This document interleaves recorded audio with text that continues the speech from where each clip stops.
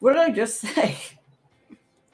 I have no idea what you're doing. No, this is your channel that you asked me to organize on payday for your 1 year anniversary. But you organized it, so okay. So we're arguing over who's the host of your show right now while we're live. Actually, no. I'll give it to Brian. Brian, yeah, give it to Brian. Yeah, because it was you and Brian that talked about this first. While I fixed the chat. This was my idea. Is this the first time you ever forgot about Pi Day until just the day before? What was that? The day before? 2 days before? Yeah. It was 2. I think it was 2 or 3 days. Yeah. No, I didn't.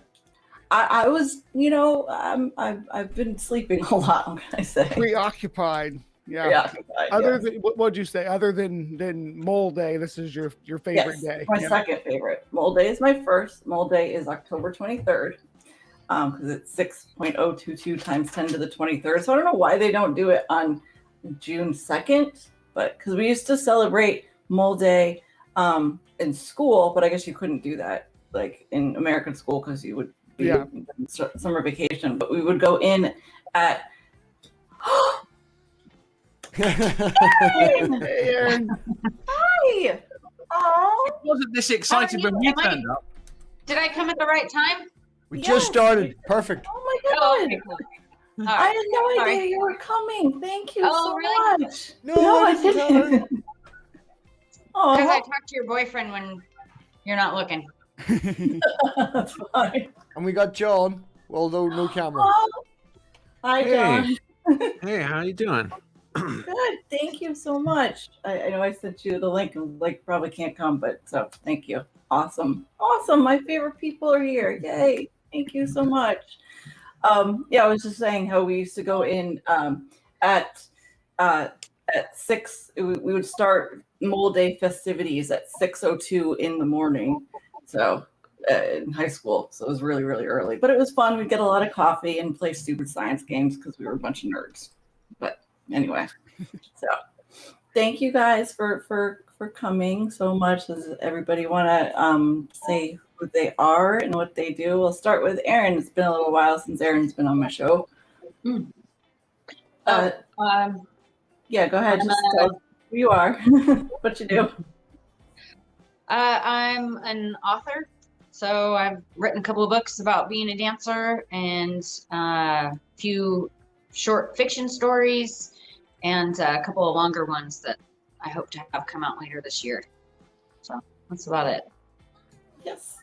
And I've read pretty much everything you've written so far. Well, the books at least. So I love your books. And you started off doing nonfiction stuff, but you've just recently ventured into the fiction for your bigger works. So that's really exciting. It's exciting. I get to, take out my aggressions. So that's good. And they're a lot of fun too. So I can't wait for them to come out. Brian, how you doing? Tell us who you are, what you do. I'm Brian. I play with bugs on the camera, and people seem to like it. If you like that, then I'm over at my Brain Bug YouTube channel. So thank you. We have a show together that we do every once when I'm not dying or whatever. So yeah, we do. I do more than play with bugs. I talk about science. I have people like Manda on to come talk about science. And we just use the animals and stuff to learn. It's fun. It's fun. It's a good time. If you like creepy, crawly things, if you like learning, yeah. And Dave loves it. Dave comes and watches just for the spiders because they're his favorite. Right, Dave? What's not to love, Dave? No, I think he should kill them. I think he should make an example out of killing them all. He should get them out and should hit them with heavy things. But you got to burn the building down too. That's what you always say. I don't mind. He's in another country. I can live with him not burning the building down. He's got different consequences. But I think what he should do, he should start with weights. He should start with a 50-pound weight and see whether or not that will kill the spider by dropping it from a foot. So you must like spider wasps and stuff. Then they must be your heroes, huh? I'm not that keen on them either. Wait, you know what? I don't even want to know. Dave, tell us who you are. None of us know. I'm nobody. I'm not doing anything at the moment. I'm dying. You're always dying. I know. My quiz should be back in a couple of weeks. That's it. We all send Kaz our love. Hope she's feeling better as well. So, John. Wait there. No one in the audience knows who John is. Yeah, I don't know who he is. He's just some guy. Oh, they clearly know, because what we see is not what the audience sees. The audience sees a zoomed close-in version of God's head going. I see God staring at us, and he doesn't look like he's impressed with us at all. So. Yeah, I just wandered in off the street. I don't know who any of you are either. Thank you for coming, John. Tell us who you are, what you do. Well, I'm first of all, I'm sorry I can't be on camera like everyone else, but I just finished reinstalling Windows because of computer problems, and now I literally don't have anything on this computer. But I do animations, comedic animations about the religion topic from an atheist perspective. I'm also in the middle of writing a book, but I don't expect that to be done anytime soon. Oh, are we allowed to ask about what? Oh, it's my Power Corrupt series. I'm translating it into a novel form. That's been happening for a very long time, though. I heard about that years ago, though. So yeah. I'm bad about it. Way to, call him out on it. No, I'm not calling him out on it. I'm just like that shit takes time. Like, that shit takes time. It's not pressing all that work. Yeah. The problem is I keep rewriting it. I become a better writer as I write it. I go back and proof and edit and proofread previous chapters. I'm like, no, it's got to go, and then I have to rewrite the whole thing. And I kind of dig myself in a hole that way. So is it like all written out, or is it like a graphic novel type of thing? No, it's just all written so far. That will be very cool. Well, we'll look forward to that, and maybe some new merchandise, like a T-shirt, Gamer God T-shirt, and stuff like that. Yep. I've had some good suggestions for stuff like that. I just have to get off of my butt and do it. A little bit. It's fine. You do plenty, so. But no, I appreciate you coming. I know you've had some computer issues, but I didn't think you would be able to make it. But thank you. No, I'm glad to be here. All of my closest friends and favorite people all here tonight, so thank you so much. And I guess Robbie, go ahead. Oh yeah, you remembered about the boyfriend. Yeah, I'm here too. You're always on the channel. Come on. Yeah, no, I everybody knows what I do. It's very hard to put down what I do. It's more of a facilitator than anything that I do in particular. But yes. I thought you were the token Irish. No. No. No, that's Rib or as Crafty. They have a better accent than me. They come from the real Ireland, according to Amanda as well. I'm in pretend Ireland. It's discount Ireland because it's not discount. No, it's not discount. You'll get bombed here. Yeah. It's part of you're British technically. Like it's our centennial. It's our centenary year. The token Brit. Dave? Northern Ireland's 100 years old this year. He's Brit. I'm not a Brit. No, I put you, since I guess you both are. No, I'm not a Brit. You are a Brit. You're not English. No, you are definitely a Brit. No, not a Brit. You live in the UK. Brit in the technical that's an insult. As in, you walk down through the town that I grew up in, and there's fucking graffiti on the wall 10 foot wide going, "Kill the Brits, get the Brits out." I ain't no Brit. No, I'm not a Brit. Okay, so I just realized, like, within the last few days that my channel was a year old this week. I started a year ago, and that's why I didn't even think about it. Everybody celebrates, like, milestones and stuff like that. I didn't think about it, but it's not so much what I've done, it's the people that have helped me get here and that have done streams with me or given me suggestions or anything. I wouldn't be here at all without the people in the community. So this is for everybody. All of you have been on my streams before. All of you have helped me out with things. All of you have been there for me when I just needed someone to talk to. This past year has been really great because when my son and I moved to Georgia, it was really difficult because it's the South and we were alone, the lone secular people for a long time. And even though we tried to do stuff here, it didn't work out so well. Being able to find this community that I had no idea even existed has been really amazing. And so thank you to everybody in the chat, everybody that comes and watches, everybody that comes on.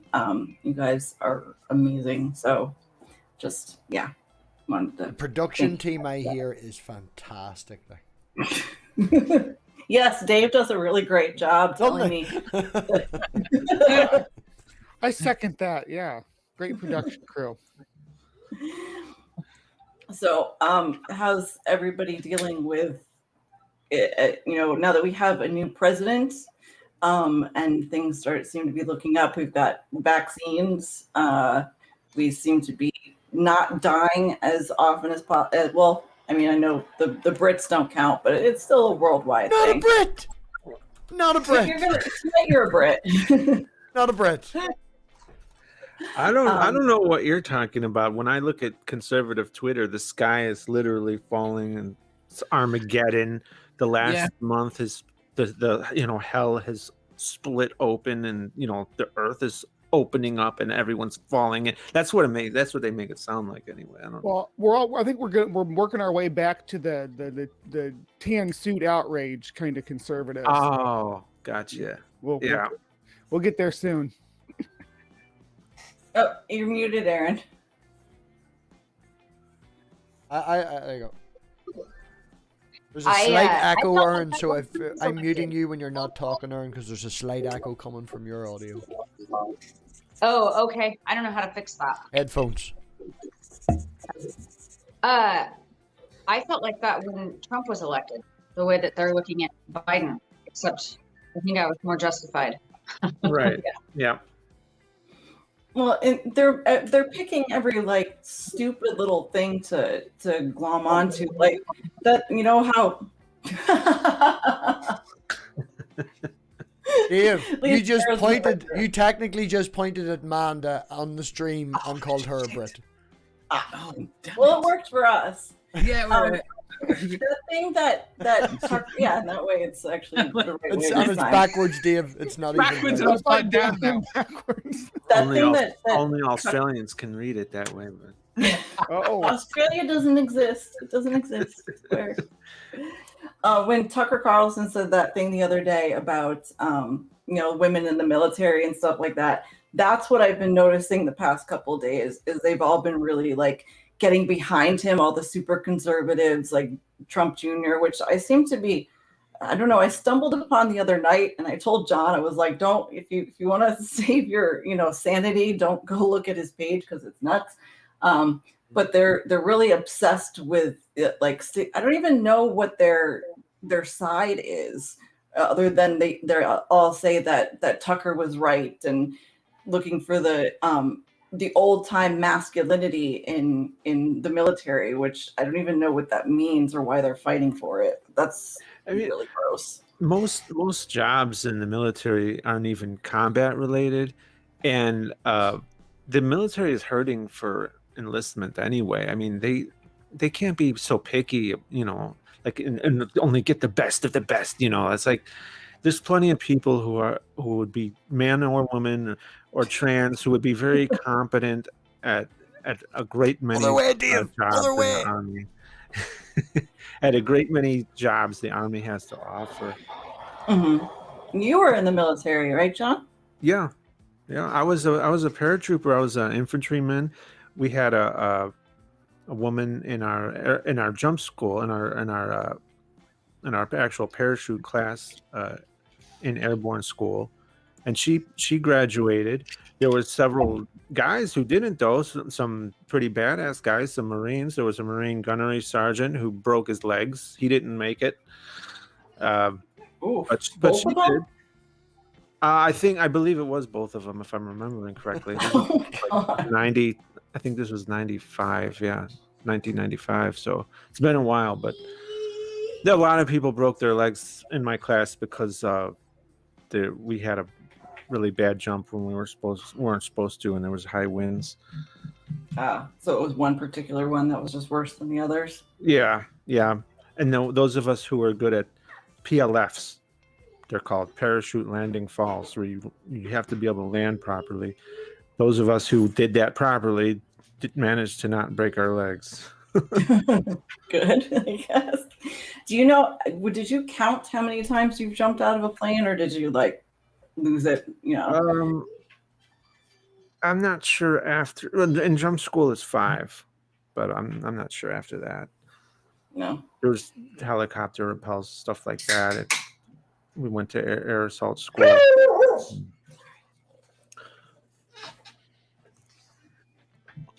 Sorry, that's pretty cool. I would never. I know you've told me before that you feel more comfortable jumping out of a plane than landing in one, but yeah, I do. But any else? I'm sure Dave hasn't. Aaron, have you ever jumped out of a plane? I'm sane. No, my husband has, but no. I mean, I would, but you'd have to like set it on fire. I think. I'm really not in a hurry to do something like that. There's tons of other stuff on my bucket list, like way ahead of that. Yeah. So. There was a thing I did once now, and as John says about not jumping right, you can break your legs. It was into one of them, like a stunt mat that you would see in movies and things like that, and it was a 20-foot jump, a 30-foot jump, and then a 40-foot jump, where you just literally jumped into this fucking mat. And there was only me and another guy that had learned to do the lift out with the feet properly, because when you go into them things, you go right down, and if you go in with your feet out, you'll go down and hit the concrete and break your fucking leg. So it was, as I say, only me and another guy that were able to do the very top 41, and even at that was I stood at the edge and I tried to jump, and my arms tried to push me off the ledge. My legs would not do it. Legs did not want to do it. Walked back, and then everybody slagged me, and then it was just I just ran and didn't think about it and just ran and jumped, and eventually did do it. But I get what John means about the not landing correctly. You break your legs. The most I've ever never jumped off of anything, but in gymnastics, either on the vault, going over the horse, or a dismount from the uneven bars. That's pretty high. That's the highest I've ever jumped from anything. I can't imagine doing that now, though. I would be way too scared. I think when you're younger, it's much easier to hurl yourself in the air through something than it is when you get older and have a brain. I guess. John, have you done a halo jump? No, just really low altitude ones. What's a halo jump? It's a high altitude, low opening jump. So you're jumping from way up, and then you just free fall as close to the ground as you can get, and then your chute opens at the last possible moment. Is there a reason for that? Why you would want to wait so long to open your chute? Well, yeah, because you're very visible the longer you're in the sky with a big parachute, so you don't want to be exposed. It's about flying above radar and then opening your chute when you're below visual, basically, right? Yeah. That's very cool. And I've never jumped out of a plane, by the way. I was about to ask you, but I've done cliff diving, about the highest that I've ever jumped. So, and I think that was maybe 45 feet or so. 5 more feet than Robbie. We'll just put that. Fear of heights is I guess we'll go with the Dave thing. What is, thinking about fear of heights, what are your biggest fears? I'll start with you, Dave. What is your, other than cheese spiders, what is your biggest fear? That's a really hard one. Mostly of the things in my head. The things that give me nightmares. And the problem is that they're bones coming out of my body. I've got a big knees doing things, they're bending in ways they're not meant to.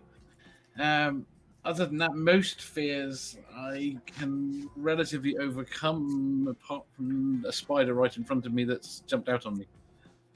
I remember this one time it was like 1 or 2 o'clock in the morning your time, and you texting because you had gone into the bathroom and there was like 100 baby spiders in the bathroom. You just about lost it. So it wasn't I my would have a first totally realized. different reaction to that. No spiders. Aaron, what about you? I know that you have a terrible fear of performing in front of people, I'm sure. So, so what is your biggest fear? Probably snakes, I would say. Snakes are a big one. If we're talking like irrational fears, I mean, I think I have like normal fears, like, everyone else. I don't want to like sick or, something like that, or get in a car wreck or whatever. But when it comes to like fears that I probably shouldn't be like that scared of, snakes is right up there. I can't handle looking at them. You got a buddy that likes to post, who I follow, that likes to post snakes on the or something like that. Yeah, Marrow. Yeah, I have muted that page. So. Yeah, she has 2 of them now. But no, I get that. I remember we were in first grade and somebody came in and brought snakes to show the class. And I was the only kid in the entire class that was willing to sit there and hold the snakes. Everybody else was afraid.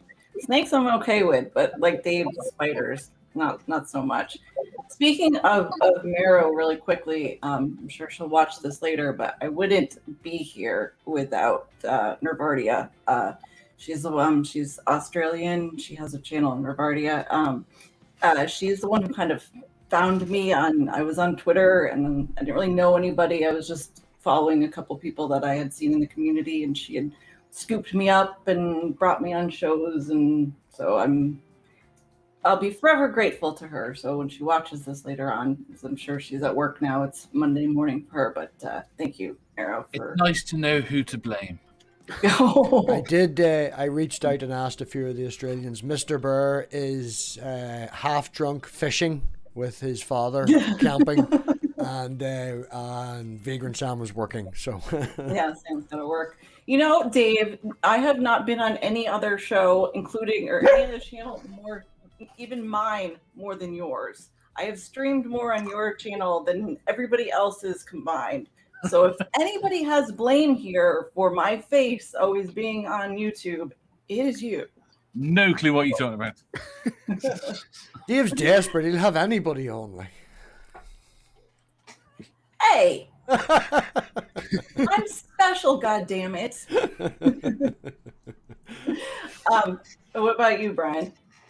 What am I afraid of? Yeah. Actually, heights is a problem for me. I don't get vertigo or anything, but I've never actually been in a plane. So you've never been in a plane? What? Seriously? Yeah. How are you going to come visit us? Yeah. It's a long boat.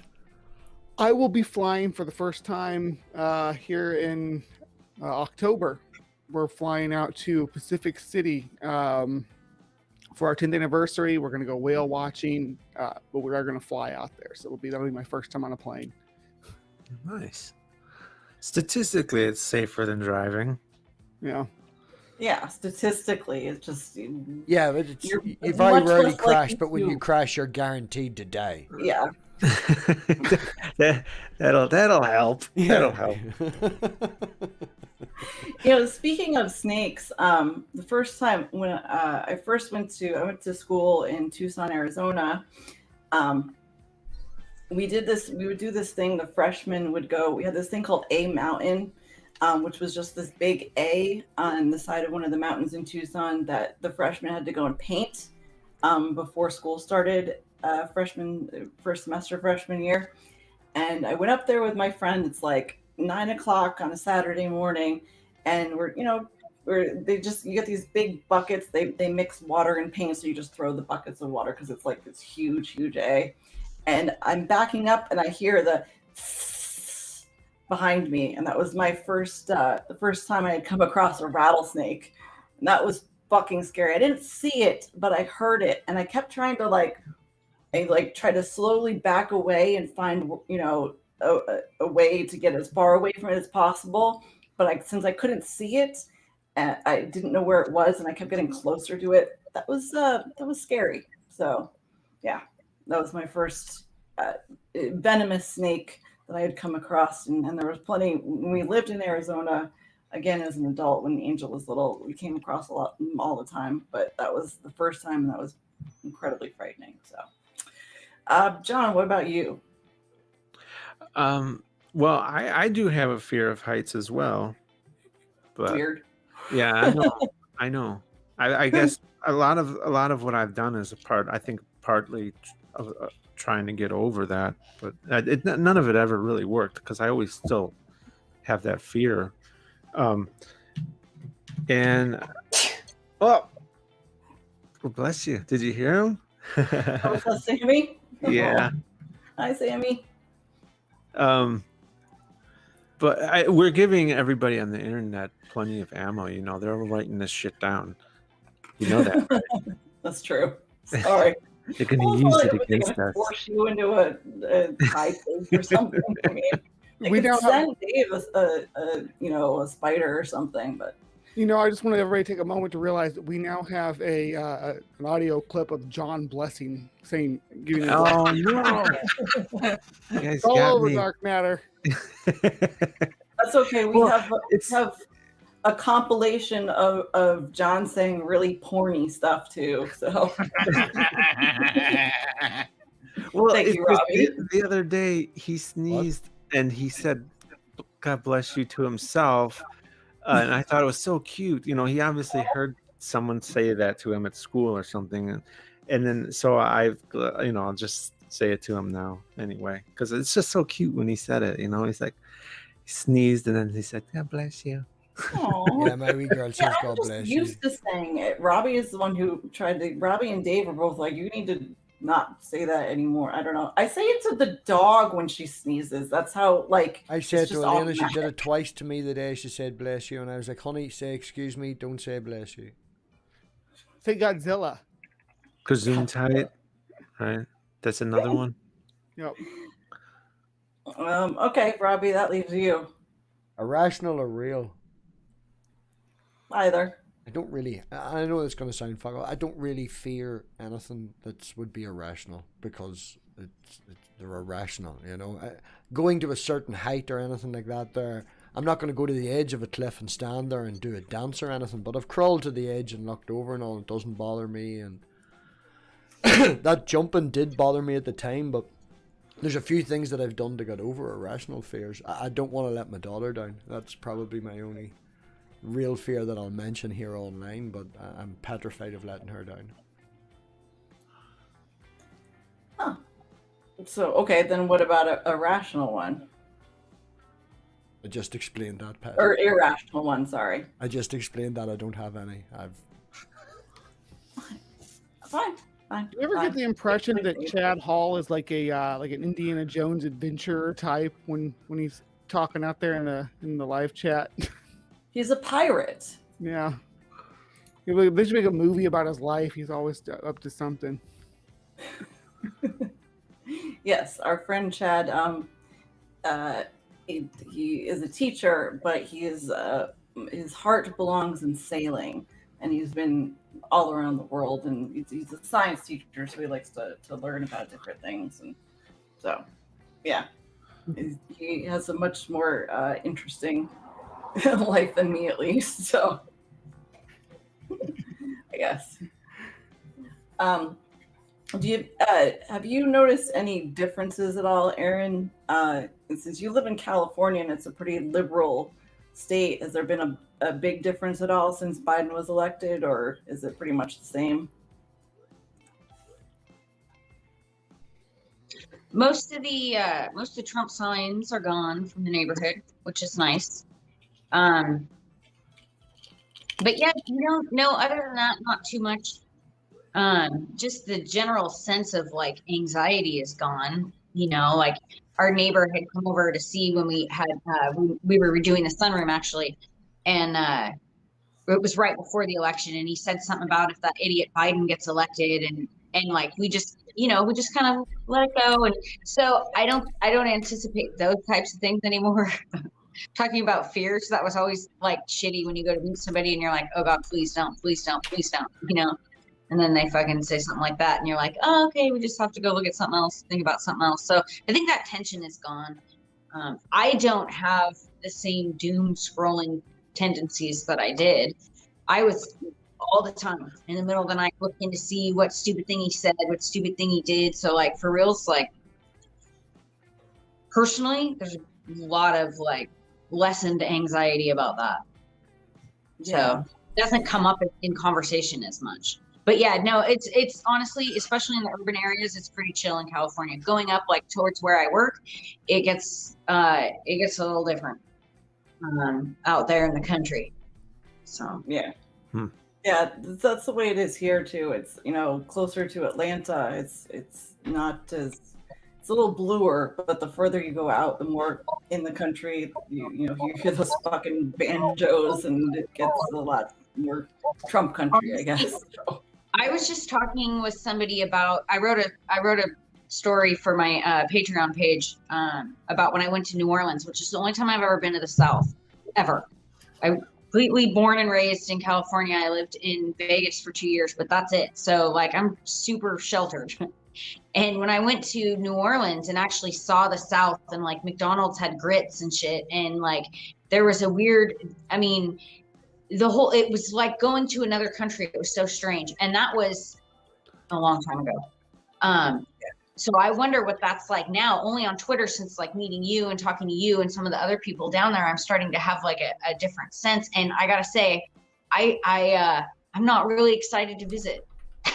No, I will come to you. Atlanta's great, but it's not like I said, moving here was really hard for me and Angel, especially like we moved here, it was 4 years, and so he had only just he had become or decided that he was an atheist when he was about 11. So it was only a couple of years after that when he was really starting to discover what being secular was about, and he was reading about it, and there were people that he knew and that I knew in Arizona that he could talk to about it. But when we got here, it was just nothing. And it's not just nothing, it's the exact opposite, because there are churches just everywhere, and it's a very red state as well. Not that Arizona wasn't red, but we lived the community we were around in Tucson was the academic community outside of the university. So most of the people that we knew and we talked to and stuff like that were, a little bit more liberal. But what about you, John? You see a lot of you live in the South as well. You said, are the Trump signs going, or is the Trumpism kind of dissipating, or is there still a lot of that around? Well, I was surprised to see a lot of the Trump signs dissipate pretty quickly, but then you still have the stubborn few who wear the Trump hats and have the stickers on their cars. They never take the stickers off, but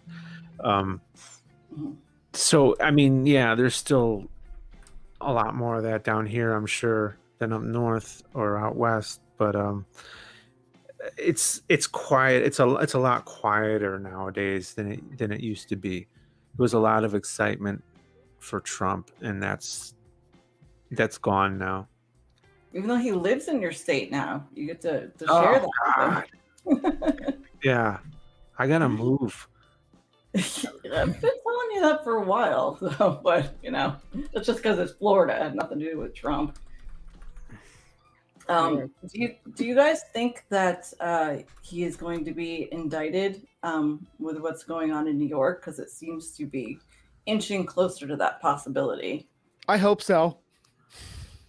I think he will be, whether or not it makes any difference whatsoever. I think he'll be able to drag it out basically indefinitely to the point that we'll never It'll be 3 years down the line, and he tries to run again, and it'll be put off until after another run and potentially another 4 years of him, and everyone will have shot themselves by then.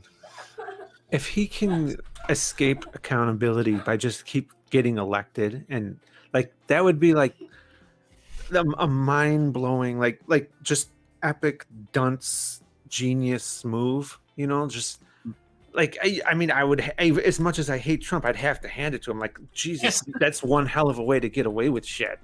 Just keep becoming president. I mean that says more about us though, I think, than him. I mean, I'm wondering if he's going to run for some kind of office in Florida. Sorry, Amanda, I didn't mean to step on you. No, I was just going to say, that's why he pushed so hard for re-election. He didn't give a fuck about being president. He didn't even have a platform this time around. They had nothing. Yeah. It was just, we'll do the same shit that we said we were going to do 4 years ago. That's what's amazing to me is like if you... I mean, I'm no fan of the Democrats, but if you listen to them, a lot of them are like focused on policies. If you listen to the Republicans, it's all just like culture war shit. It's all just complaining.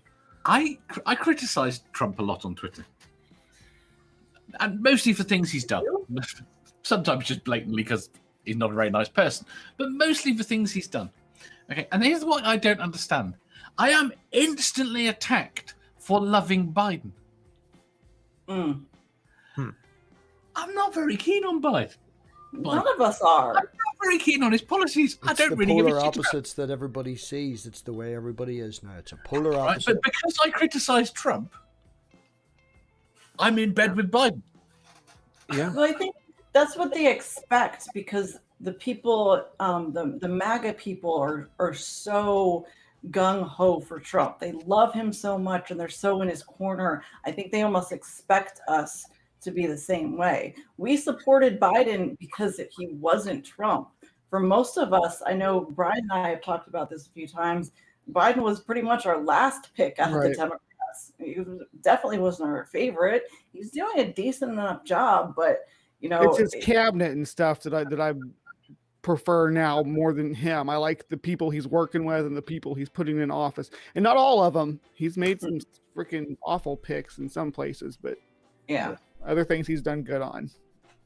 Yeah, he knows to surround himself at least with people that, for the most part, know what they're doing, as opposed to what Trump did was just anybody who would suck his dick long enough. That was all he cared about. And as soon as they stopped sucking his dick, he kicked them out and moved on to the next one. So that clearly did not work out very well. But I don't know. What do you think about Kerry being climate czar? Brian? Yeah, that's one of the ones I'm kind of like, because but Kerry, when at least he's not president, but I actually like Biden better than Kerry in that respect. But when they were coming into that, they were kind of leaning away from the climate stuff that Gore had done before when John Kerry ran. So oh,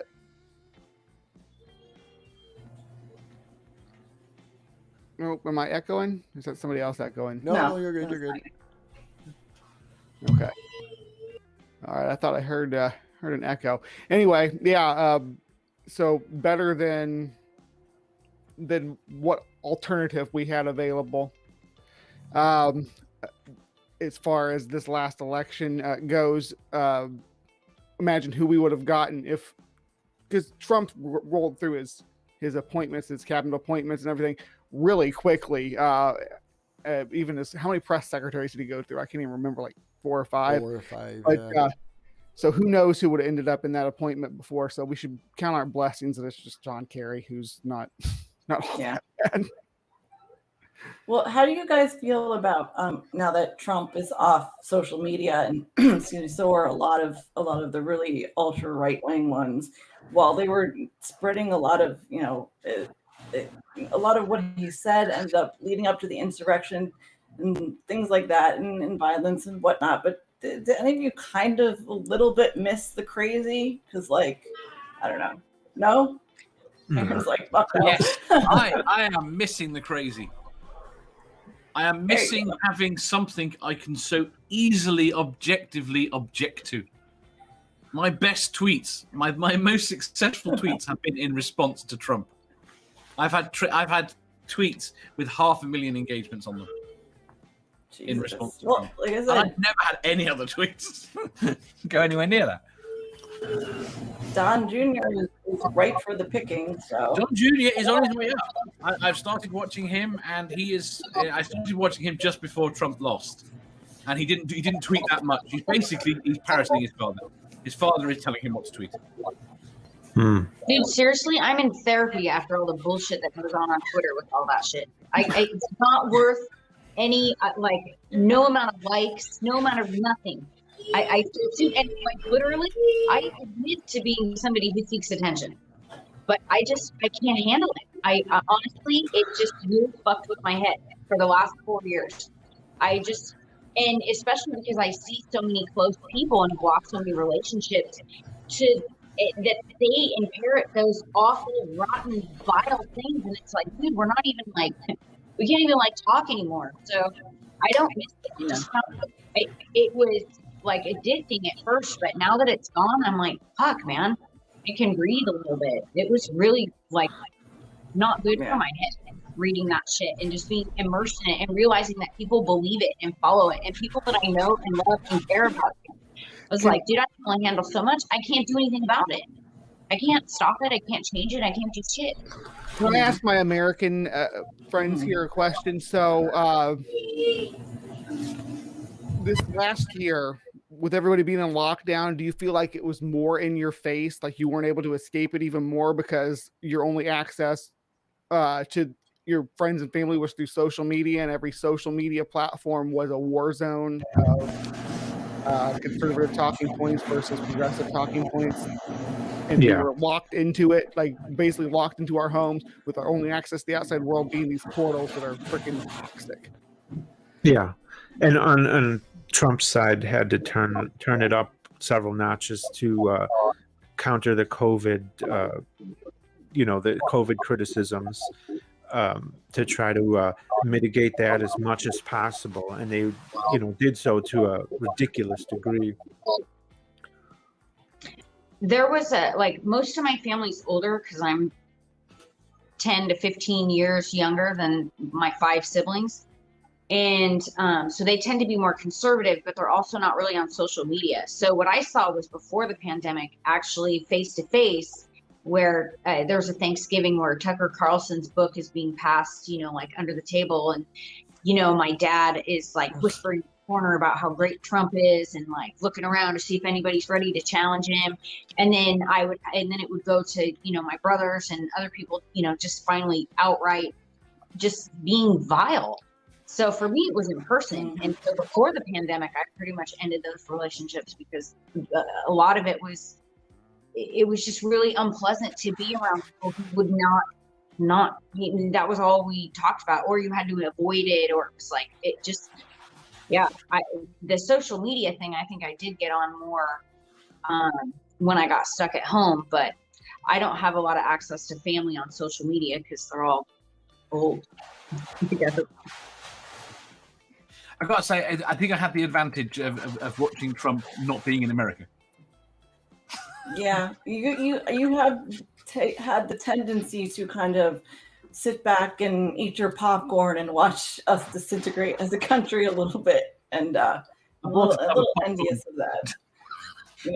As engaged as we've been, and a lot of the times Dave is knowing more about what's going on than some other Americans that I know, but it's been hard actually living here and having to go through it, as opposed to our friends that don't live here and seeing it through their eyes. There's a bit of a different feeling. I think all of us, like Aaron said, everybody has somebody in our family that has been either a huge Trump supporter or is incredibly right wing or something like that. How do you deal with that? Brian, do you have any? I don't know if you do. I do, yeah. Oh, that's okay. Yeah, I remember. Yeah. Sorry. I got my mom's current boyfriend, who's on all our family stuff, is a lot like your dad in that sense. Watches Fox News and eats everything up that these people say. Who, even though when they go to court about, they say, "Oh, these people, no one takes these people seriously." They do. My mom's boyfriend does. My sisters and her husband are both very conservative too. But I have a twin brother. Identical twin brother, and he's a libertarian, so it's a libertarian brother too. Yeah. And then and when I say libertarian, I do mean American libertarian. So it's more the worst kind, more conservative, almost to the level of like sovereign citizen kind of crap. Yeah, that's always fun. What about you, John? Anybody you fight with in your family about being super right wing? No. It's the closest I guess would be my brother, but he's not. He's not like devout like a lot of people are. Like he can hear criticisms of Trump and accept them and agree with them, but I think he probably voted for him. Probably. That's so rare though, because usually when you have someone that is MAGA, somebody that's a Trump supporter, they tend to be devout. They tend to be very much into it. My mother the other day, I think I told a couple of you about this, that Angel was talking about signing up for classes for next semester, and my mother said, well, I mean, we don't even know what's going to happen with school because we don't have a president, or because of the fake president. Like, she still honestly believes that it was a fraud and that Biden isn't really the president, and she's still waiting for, I don't know, whatever is going to happen. They had that thing because they've had a couple days where they've like, I think the 4th was supposed to be one day that they said Trump was going to come into power, but that the real inauguration day. Yeah. And Angel had asked me the other day, he's like, well, nothing happened that day. And I was like, well, yeah, but they couldn't really do anything because there was a bunch of military and stuff surrounding or within DC at the time. So with their dwindling numbers, they weren't going to be able to do anything anyway. And Angel looks at me and goes, they're really stupid. If they're going to try to pull this shit off, maybe they should stop announcing it all over social media, like when they're going to commit these crimes. But, they don't tend to figure that out real quick. So not the brightest of the bunch, that's for sure. It's almost like they, since there was when they were talking about doing the insurrection stuff and nobody took them seriously, and they actually were able to get in there and cause chaos and what have you, that they think that's going to happen every time, and that the government's just going to ignore it. But hopefully the military does take it seriously when they make these announcements that they're going to do this or do that on this date. I don't know if they'd consider like Trump still behind it, still pushing them, but he was definitely behind it at that point. Yeah. Well, I'm going to jump in and I'm going to bring it back on the topic ever so slightly. And because it is, ignoring Pi Day ever so slightly, it's Manda's 1 year anniversary. I can kind of see it. Yeah. Okay, I just said we're ignoring it. All right, we'll come back to that in a minute. All right.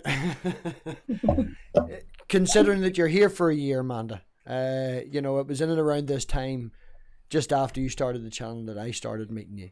That I met you, that Dave met you and stuff. So I've been here pretty much from the start, but I have my opinion of this, that, and the other.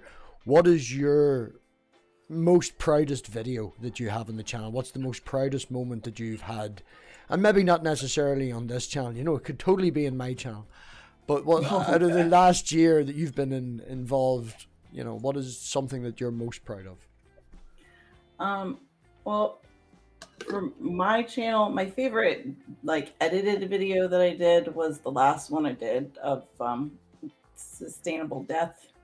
It was just something I was interested in, and it was off the cuff. I didn't, something that I could just sit and talk about, and that was, a topic that I enjoyed. I think my favorite stream that I did was my first secular Sunday service with actually John and Aaron and all of us. It took a while to put together to get everybody that came on to get it all coordinated. And I thought it was a really good discussion. And, I'd like to eventually get back to that, to doing those again with John once I'm, my health is a little better, but I was really proud of that. Off of the channel, what I did a couple of weeks, the video or the interview I did with Kraus was, I liked that. That was good. Very proud of you for that as well. Thank you. It was a milestone, yeah. And then I'd ask Dave, because he'll be fucking honest. What's the worst video she's done this year, or the worst thing that she's done this year? She agrees to come on Critical Questions over and over and over. And I bitch about it every single time. The worst would probably be we did the Game of Thrones TV time, and I might have been a little stoned when I did that, and just rambled. Yeah, we had to get help from the chat. The actual, there was, what do you call them in the chat? I can't remember their particular name was in the chat. You didn't know them. It was Leo. It was Leo, yeah. Yeah. Who the fuck's this guy fucking Leo. telling us all this shit? And yeah, it's Leo. Yeah, we had to get help from the chat. Names. Yeah. So, fine. Dave, what was your favorite video of mine? Stream or otherwise?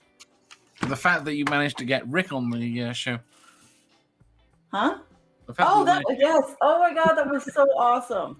So those that don't know, I did a TV Time episode with Robbie and Dave, and all day Dave's telling me he's got this surprise. He's going to do this, but won't tell me what it is. And he comes on with, fully costumed as Rick with the hair and everything. It was hilarious and it was fun. That was a fun episode. I miss doing TV times, so we should get back to that.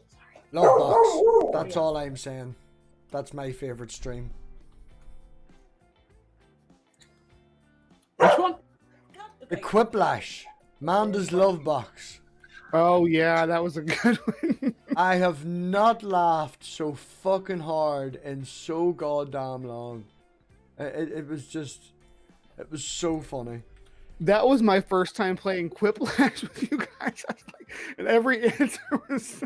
Oh my! My mother made a tweet there earlier on, and she was like, just wondering. And then I made a joke afterwards when Dave posted underwards, and I was like, oh, she's probably just lost her keys. I was still, even then, months later, tempted to go, yeah, she lost them in the love box. They're gone. They're gone. Yes, that was everybody decided to pick on. Well, normally we picked on you, Robbie, so I gave you a. Yeah, we had to implement a no MathPig rule. I'm thinking we're doing that for St. Patrick's Day. We haven't done Quiplash in a while, so the night before St. Patrick's Day and 2 nights, which would be the 16th, Tuesday night, probably around 10, 11 o'clock. If Dave can stay up that late, we're probably going to have a hangout, and I'm thinking we should do some Quiplash, Yes, that would be fun. Okay, well, how about favorites on you guys' channel? Brian, what was your favorite thing you did on your channel? I like our science. We have the science show that we did. We talked about that first one with PZ Myers, where we I talked to him about spiders, but and then we talked about social stuff and climate change denial and stuff like that. That was a great show. Very informative. When Mandy gets up to it again, man, that big guy with the beard that does the paleontology and the evolution that was on Rogan's show. Yeah, you need to get him on. That needs to be like a definite thing. Or give me his details so I can get him on, because that guy rocks. Like. Yeah, well, I emailed with back and forth with him a little bit, but he the last thing he said was he couldn't find the channel, and I told him it was on 2 channels, and I think that may have turned him off a little bit to the concept. So. I don't know. Give me his details. I'll sweet talk him. Yeah, we'll see what we can set up. You don't do much on your channel, but you've been on I remember when you did secular sexuality. You were really excited about that. What's your favorite thing that you've ever gotten to do? Is that it? Actually, I think my favorite was I have 2.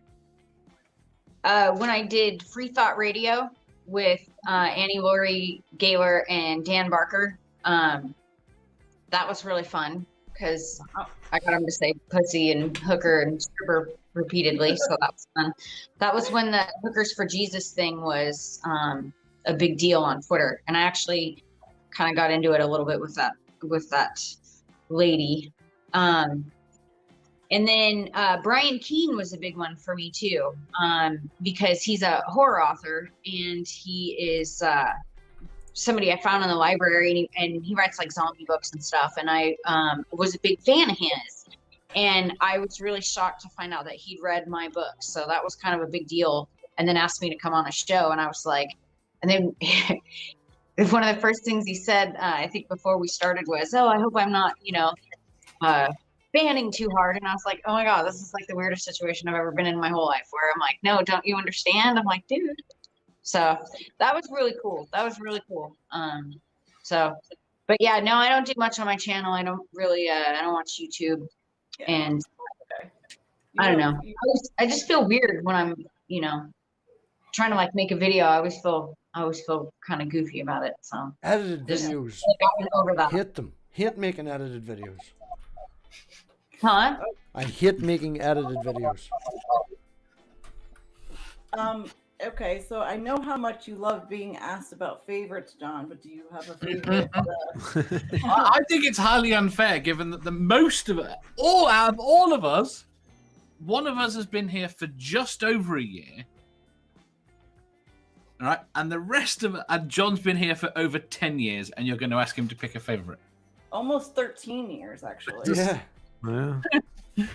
I what's weird for me is like 20-year-olds saying that they used to watch me when they were 9, 10 years old. It's like I no. grew up with you. Yeah. I'm like Fred Flintstone to some people. Like, No, I wouldn't wow. go so far as saying Fred Flintstone, but everybody else here in the panel has videos out, and we have a channel and we are part of YouTube. John, not to blow smoke up your own ass, but you have a genuine legacy, like. You have an actual legacy, and when the book comes out, even if the internet dies and we all end up in an apocalyptic world, there's a paper version to still keep you going. You have a genuine legacy, and Well, Aaron's got a bunch of books, so. See, one of the things when Angel had his birthday party, we had a few kids over, and 3 of them had mentioned that they knew who John was, because Angel, I can't remember, actually, I don't know who brought it up, but I'd walked in the room and there was a Dark Matter video playing, and one of them had put it on, and one of them had told me that they watched it, and the other one told me that they knew who he was because their brother was an atheist or something like that, and so they watched all the time, and that's how they got introduced to it, and that's how they started questioning their faith and stuff like that. So, and then your answer was, and I make fun of him for eating fucking McDonald's and Subway. I give him all the shit. That asshole! I'm fucking sick of him. He has like the worst health ever. Oh, he just has the worst nutrition. Like he has a terrible diet. I'm sorry. No, it's getting better. You are on the right track. Am I right? Yeah.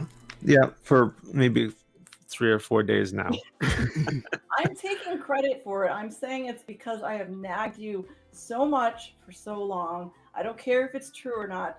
I'm taking credit for it. So. Well, that's okay. I'm going to take John's spot, because I've figured out over here now that if you join and download the Uber Eats app, that they will give you £15 worth of free credit on your first order.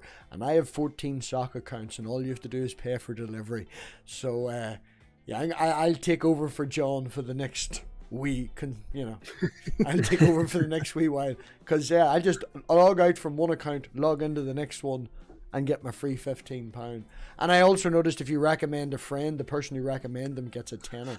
So that's 24 quid for free food for every account that I have. So John, I look at it. Don't be grand. See, as an American, when you said pounds, I thought you meant you were putting on the pounds. No. I've actually lost weight. I'm doing actually quite well, but that's probably down to the new job. And why? Because somebody nagged you to get you to eat better. So. And now, since I started the new job, I'm eating more meat because I just have to, and you can hate me again. That's fine. It's necessary. I get It that. is genuinely necessary considering I lift 2+ ton of steel every day by hand. It's necessary. Well, I think all of us have fallen into some, like at least in the last year, have fallen into this trap of, gaining weight and getting lazy because we've all been stuck at home. I have just about made it back to the weight I was before COVID started. Are you exercising that I don't know about it, or is it just because you're sleeping so often that you forget to eat? I love that. Are you just sleeping that off and you can't eat? Is that why you've got thin? I don't know that Dave sleeps all that much. Every time I look, he's on Twitter doing something. So Dave's like me, for bursts. a bulk amount of time for like an hour or so, and then he's up for 15 minutes, and then he's back to Yeah, sleep. Dave gets his 8 hours a day, but he just takes an hour and a half to 2 hours at a time. People like John and Aaron make me feel really bad though, because they both exercise on a regular, like almost every time I talk to Aaron, she's like, okay, well, I'm about to go out for a walk or a run or whatever, and I don't know if that's just because you're. Why is someone chasing you? Why would you run? Yeah, why? I don't even run that fast, I kind of just putz along there, but it helps clear my head. I have to get out of the house. They opened the gym briefly, I think in like April or May last year, but it was nasty. And so as I've converted from working out at the gym and got more stuff at home, I just seriously, man, I cannot handle just being stuck in the house. So getting out running has been helping, and like doing yoga and like Pilates and stuff like that. So that's what I've been doing. But I'm still hoping that I'm going to be out, like be able to like go places here pretty soon. Although I did get my shot, so.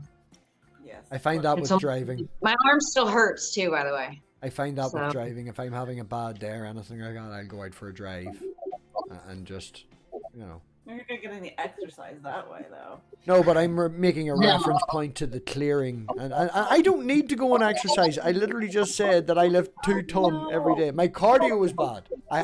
My cardio was bad, but that's because of the cigarettes and stuff like that. Right, in which case you need to stop running when you were lifting that stuff up. yeah, don't run with big sheets of steel. You'll end up cutting your head off. I will send you a picture. I fucking was cleaning the drill the other day, and I turned around really fast and headbutted the fucking drill bit. Like, ooh.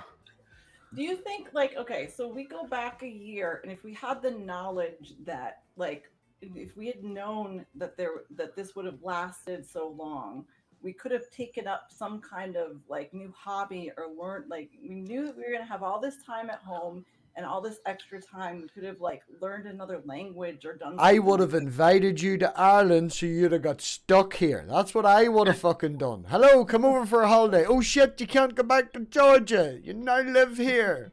That's what I would have done.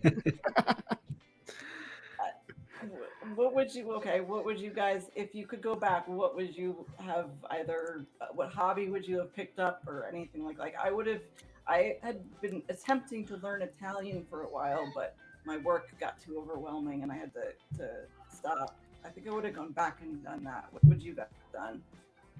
I did actually spend quite a bit of time learning German, like doing Duolingo. But I was doing it like every day for like 200 days, and then I missed a day, and it wouldn't let me. It wanted me to start over. I was like, screw that, and I stopped doing it. Erin, what about you?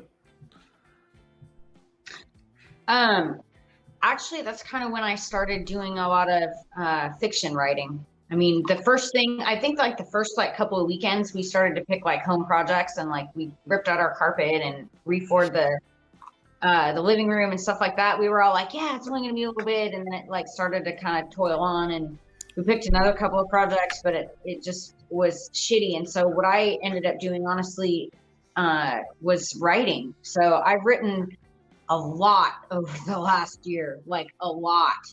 Yeah. And I'm about, well, cause you're my beta, I'm about to finish another novel, which will be my longest fiction piece ever. So I have really tried to, but I get like really antsy and anxious if I'm not doing something or moving or whatever. So it's really hard for me to sit still. Like really hard for me. Like even actually now, I'm like, okay, it's been an hour. So, and I do actually, I gotta say bye here, pretty quick. So I gotta get to dinner, and it's getting cold, and it's like it's gonna rain or something here. So, Thank you for coming, Aaron. Appreciate you coming. but yeah, Let me just proud say of really you. quick, though, that that's you did your first fiction with you co-authored with someone else. But since you mentioned that I was your beta, I can say that I'm reading your one, and it is so fucking good. I am so excited. Like you haven't finished it yet, but it is. Oh, it is so good. I am so proud of you, and I am so honored that you let me do that. That you let me read it for you. So. Yeah, because I get all insecure. I need somebody to tell me it's not lame. So, yeah, but really? I would tell you the truth. It's so incredible, and I don't actually know that, Amanda. I'll tell you it's really good. I'll tell you it's really, really good. Yeah.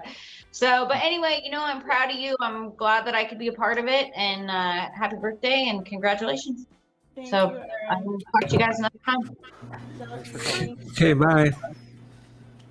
Yes, it is her newest one.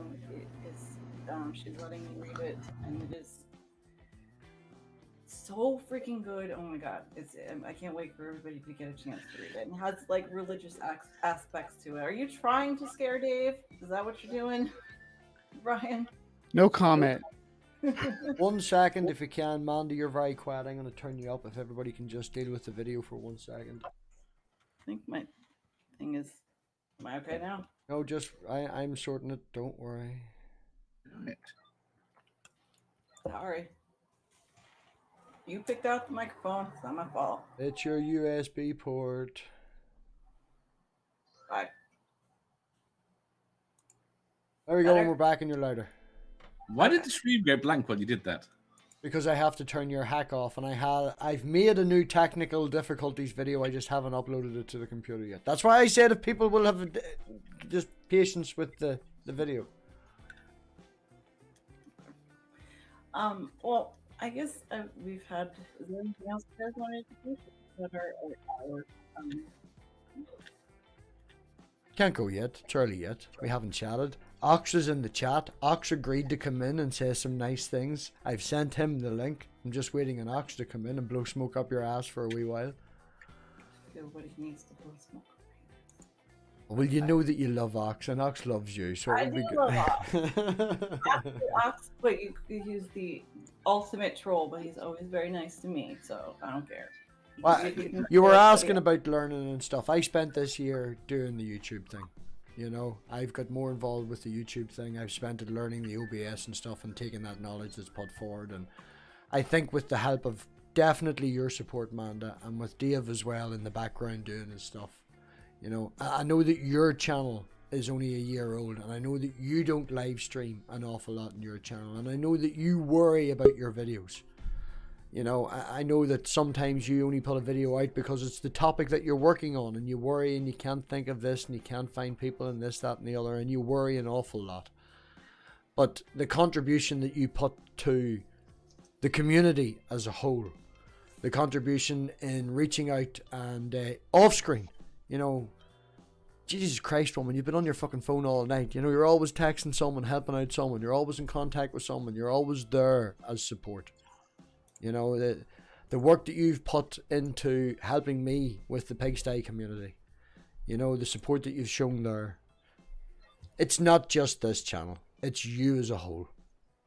And I love you. Too much on my channel, but that's very kind of I want to say on top of that, I wouldn't probably be here if it wasn't for her telling Robbie saying, hey, I like what the stuff that this guy's putting out, and we could help get him set up to do some live streams and stuff. I wouldn't even be here if it wasn't for that. So thank you, Amanda. You're welcome. Of course, And Ox wouldn't have hung around if it was for Amanda. He came over because he thought I was funny, and then he was like, "Oh, you go. Oh, hi, Amanda. Hi, Ox." And tell me what other insane person would get up at ridiculous time in the morning to do a quiz show for half a year. Yeah. 8 o'clock. Actually, it was like 8:10 every fucking morning, 6 days a week. And and on top of that, you did 6-pack, which was fuck early for you. But that was 1 day a week though. It depends on the time of year because there are some times when Six Pack is on at 5:30 in the morning. I want to point out an objection I've got to Americans. Whilst we're being nice to Amanda, they fucking showed all light last night on Twitter. They showed the people moving Stonehenge for the clock going back. They showed people moving Stonehenge because when the clocks go back, Stonehenge has got to be adjusted. Oh, Right. There's a problem with this though. Our clocks haven't fucking gone back. They wouldn't move Stonehenge for you. No. Yeah, that's right. You guys, when do you change? You guys 2 change weeks. next weekend, right? Yeah, 2 weeks. End of March. Stonehenge isn't even accurate anymore anyway, is it? It's No, not really. The tilt of the earth has changed. You know what? I don't know how it happened, but John did not answer the question. No, he didn't. He never answered what his favorite one was. He deflected perfectly. What did you say? What my favorite? What is? The favorite thing, your favorite video that you've done or anything like that on your channel. Oh gosh, That's my fault. See? I told him he had a legacy, and then he got all shy. you know, half the time I don't even remember my own videos. I have like almost 200 of them now. I guess if I had to pick, I would pick like my Power Corrupt series, because I put a lot of work into that. Yeah. But that's a whole series. I guess You that counts. got to have more than 200 videos, John. No, it's still under, I think.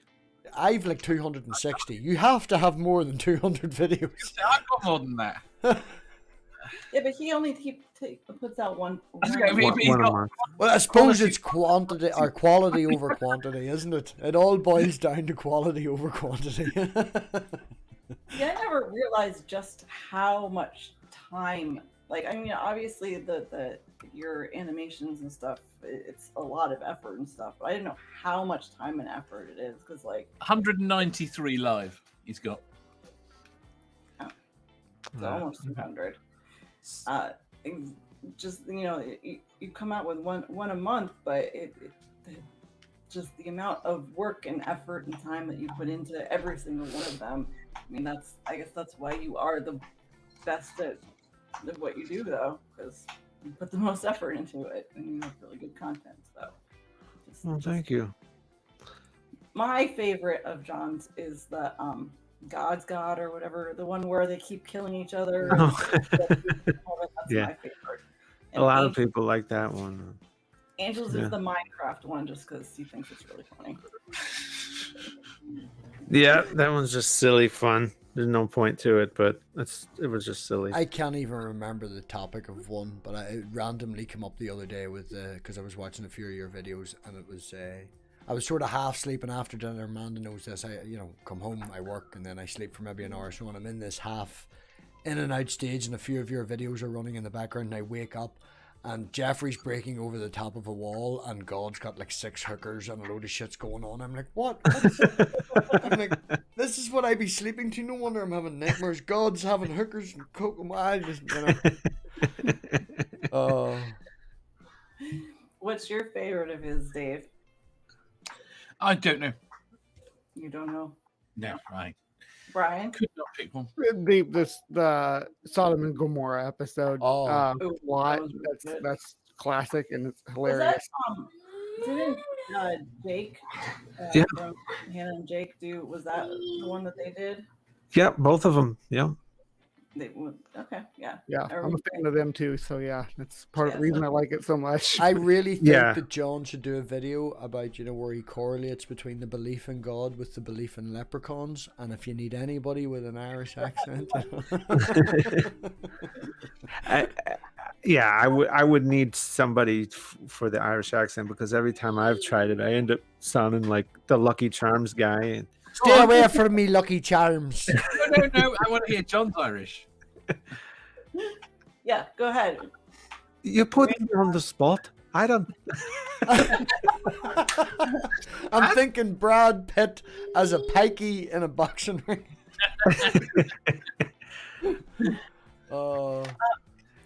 Ox, welcome. Sorry, we were in the middle of talking, but I don't think you've met Mr. Dark Matter. Dark Matter, this is our friend Ox. He is one of my first patrons. By the way, everybody in the chat, I have a Patreon. I never talk about it. Not working. I want to contribute, so. It's not working. Because I had someone contact me earlier saying that they were trying to Patreon you and it's not working. Oh, okay. Well, I'll fix it. But anyway, thank you for coming, Ox. Happy anniversary. Thank you. You look wonderful tonight. Thank you. I tried. Trying to. And just so math, you know, I'm not that far from Atlanta, so keep it. So, Ox's internet connection cut out? A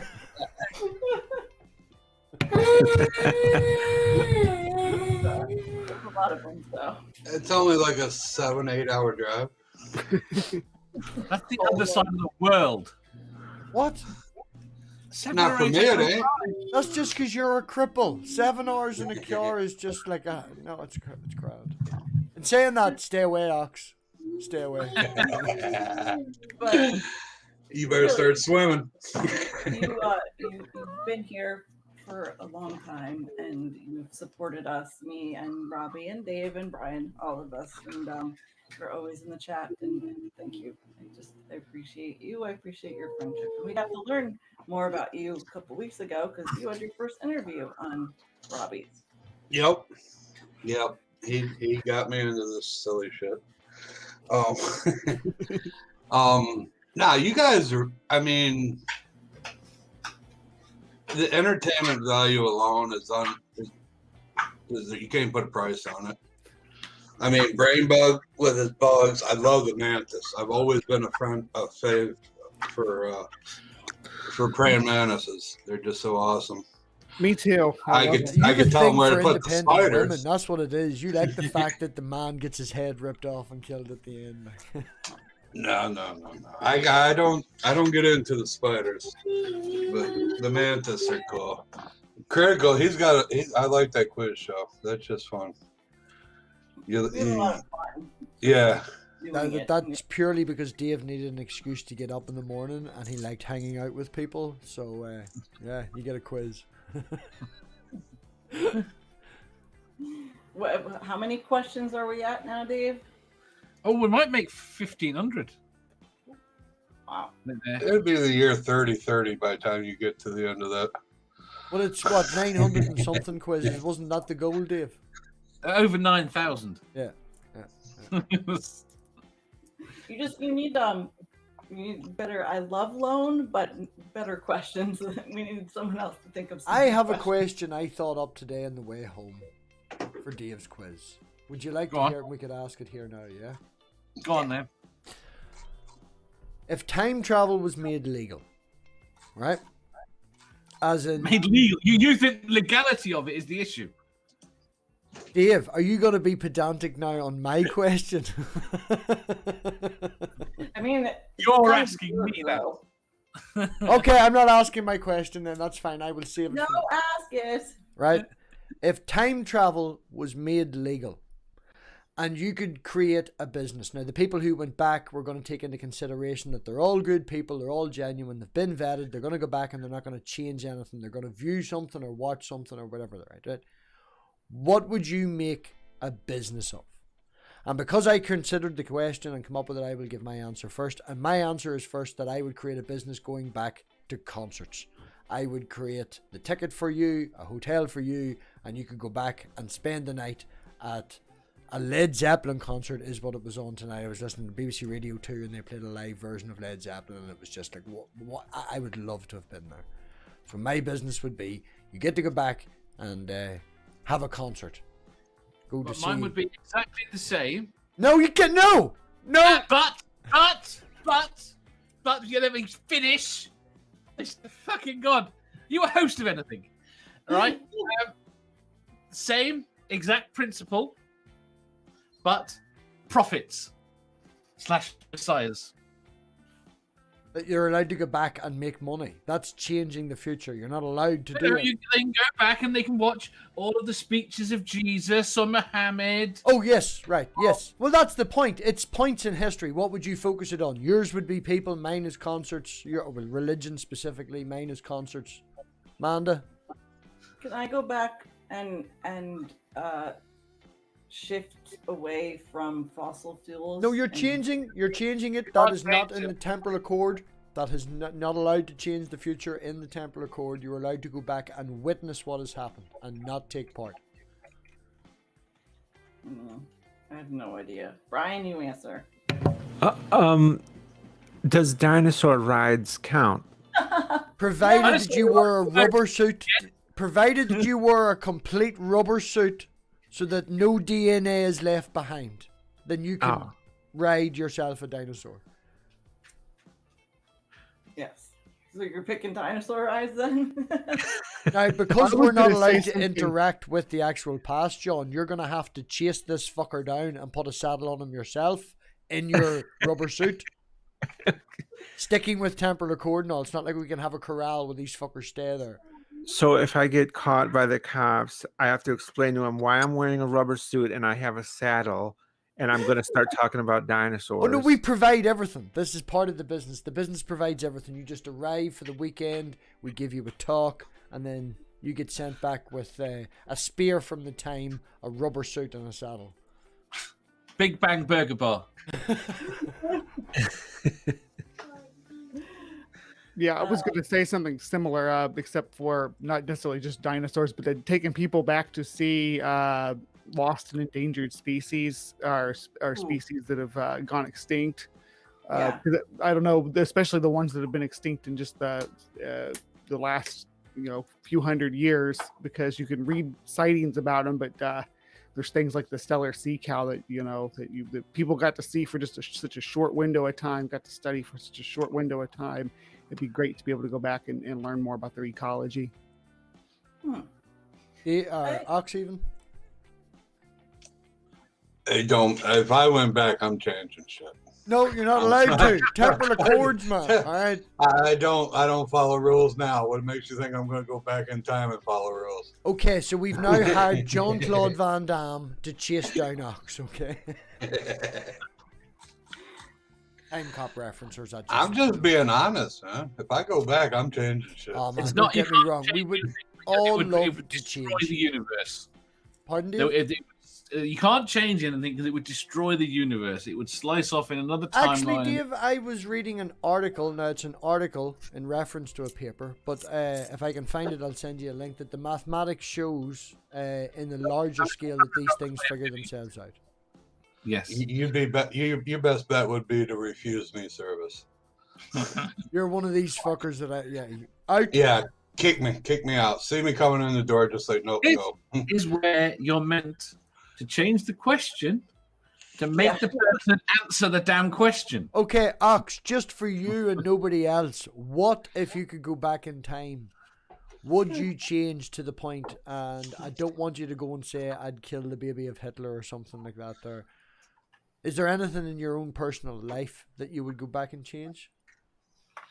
I would love to go back and meet with a few native chiefs before Bighorn. Right. So Ox's business, if he can go back in time, is meeting people from ancient civilizations. If you want the Atlantis special, check out Ox. Clockwork Wet Rex said RoboCop is Jesus, by the way.